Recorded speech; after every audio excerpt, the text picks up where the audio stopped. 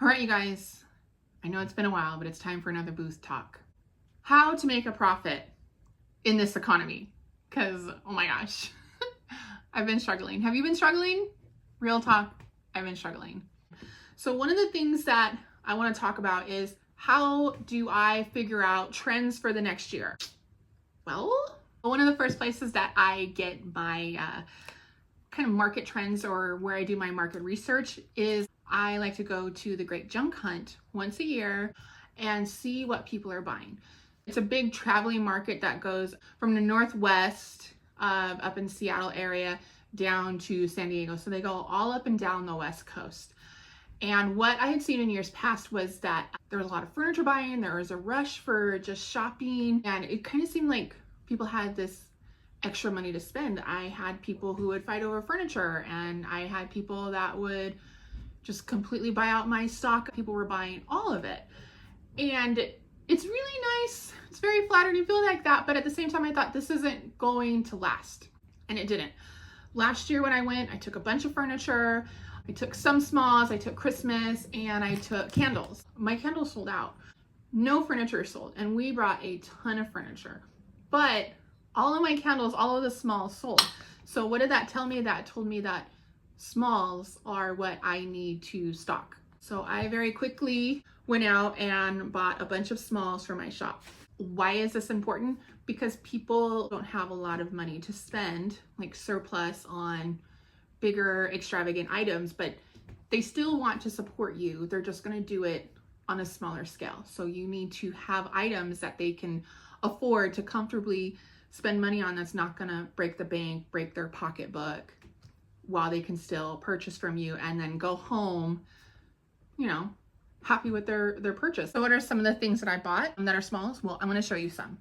One of the first things I did was I went out and I got some little charms, just like this. Can you see that? Just a little angel.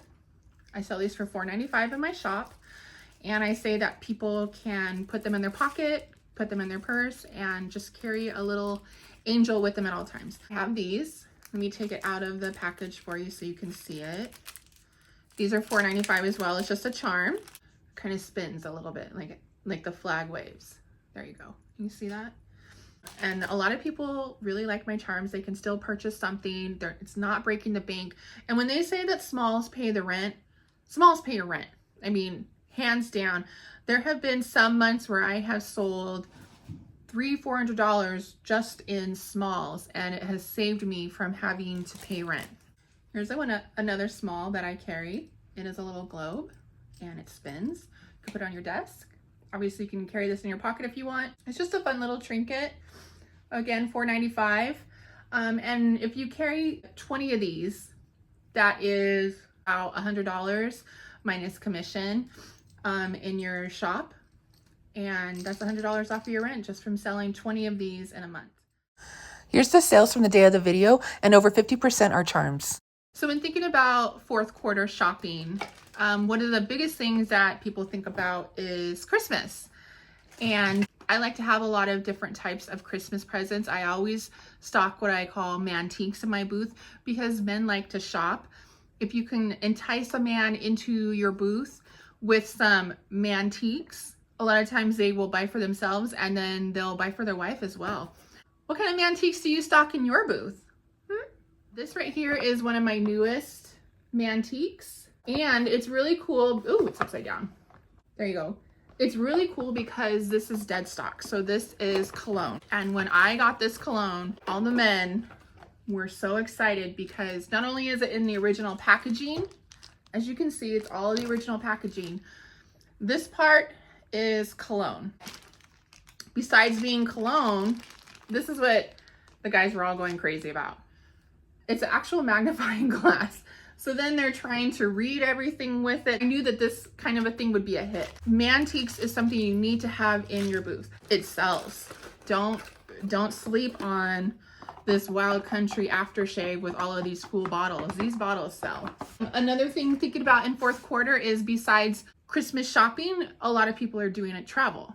My booth is a destination area, so I pay extra rent for the privilege of selling in a tourist town. But That doesn't mean that you can't think of it the same way where you're at. So what I mean by that is think of people that are coming to your town that are traveling from out of state, out of country, maybe a couple of cities over even, but they're coming into your town, they're visiting with family, let's go do something. Oh, let's go shopping, let's go to the little antique fair down the street, or not down the street, but in downtown, or in where my store is in Old Town Temecula. So when you think about things that travel well, what I mean by that is, can they pack it into luggage? So this right here is a cool little piece. It's just a little silver creamer. Could probably put some little flowers. And what do I have here? I have something we could stuff in it real quick, just so you can see. See? There you go. It says on the bottom, Orevit 2175. So I like anything that's stamped with numbers or the name of it. That makes it more valuable to me. And I always talk about those, and so then it makes it more valuable to my customer, because I'm talking about it, I'm saying it's cool and valuable.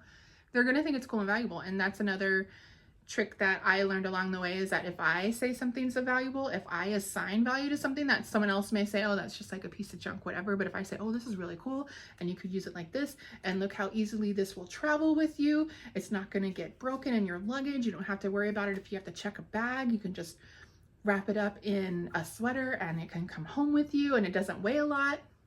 All of a sudden, this is valuable. I do like this. It's a good idea. Thank you. So, here's one of my candles. We had talked about this earlier. These are what I sold out last year at market. My hand poured candles. This candle, it's lemon. I think it's sugared lemon zest or something like that is what this flavor is called. It's very pretty. It smells amazing. Just has a nice little lid, but it has a lid, right? It seals up. Your customer could easily wrap this up in a sweater or in some socks or whatever in their luggage, and this would travel home with them nicely. This one, super cute. Love it. All bright and festive, ready for your Thanksgiving centerpiece. The scent is sugar and spice, and he stands on his own. Do you see that? Ooh. This piece can come out so it could travel, but all of these little pieces run the risk of getting bent and broken. For someone local, this would be really cool, but you want to make sure that you have items like this, because you need to think about, can this go in a suitcase or not? Can this go in a suitcase? Maybe not. I mean, it can, but there's a lot of risk with this one. Can this one go in a suitcase? Yes. Can this go in a suitcase? Yes. Can this cute little guy go in a suitcase? Yes. How about Santa, the Santa cookie jar? Can this guy go in a suitcase? I mean, yeah, but he might break. He might be subject to a strip search. You know, have you ever packed something in your luggage and say, oh, I have a cookie jar or whatever, and then the next thing you know, your luggage shows up 3 days late because it's gone through a search? I have. Another idea when thinking about your customers that are traveling to your city from other areas is they're going to want to buy things that may be local to your area or to your region of the United States. So where I live, I'm close to Palm Springs, and Palm Springs is very well known for mid-century modern items, such as this. Do you know what this is? Indiana glass, diamond cut fairy light. You put a candle in here. Do I have a candle? Oh, I have my, I have this one. So you put the candle in there and you light it up, and then all of the little diamond cuts sparkle and shine, and then you get a little bit of light out of the top, and it's very, very pretty. These are really popular out here, and I like to have things stocked that are kind of specific to my region for people that want to come in and get a taste of the Palm Springs mid-mod Rat Pack glamour. So I always try to have some sort of mid-mod item available, but I love the glow of a good lamp, a good light, and this one's very pretty. If you research shopping trends this year, two of the big ones that I saw are the look for less and the gift that keeps on giving. So the look for less is, I'm assuming, to save money. So some of the things that I have that for me are the look for less is I have these little Halloween coasters that I made, and I've just made little, upside down. I've made little Halloween coasters with them. This one right here is one of my favorites, the Man on the Moon.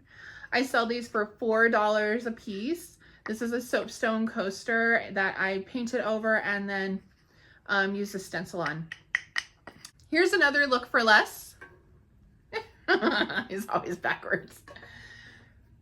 This is for like a little coffee station or you want to have in your house. These can go as high as like $50.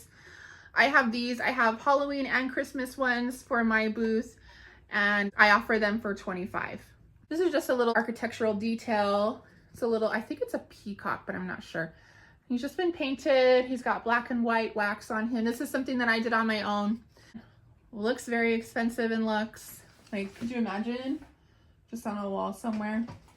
Very cute, very festive. Again, easy to get into your luggage if you want to take them with you. So when I think of the shopping trend that they talk about when they say the gift that keeps on giving, I think about something that I want that I would be able to use all year. And for me, that's paintbrushes and stencils and transfers and paint.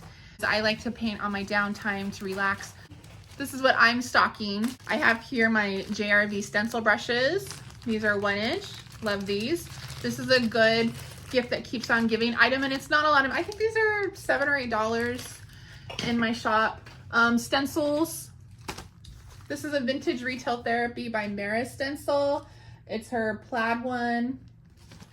What other stencil do I have here? The Jamie Ray Vintage stencil. It's her French wall panel.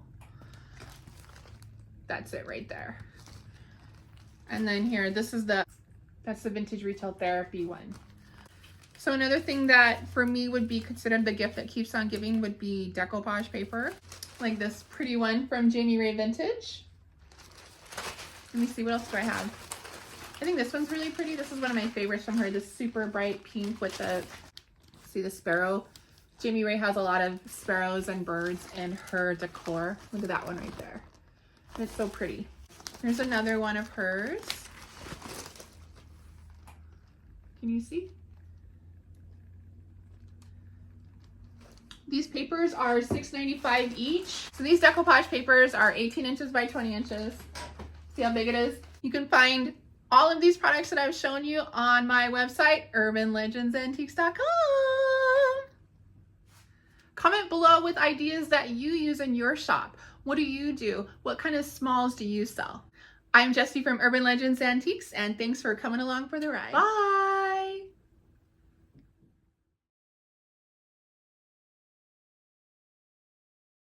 Comment below and let me know if you like this video or not, and if you want to see more booth talks from me in the future. Here we go. We're in 4th quarter, you guys. Good luck.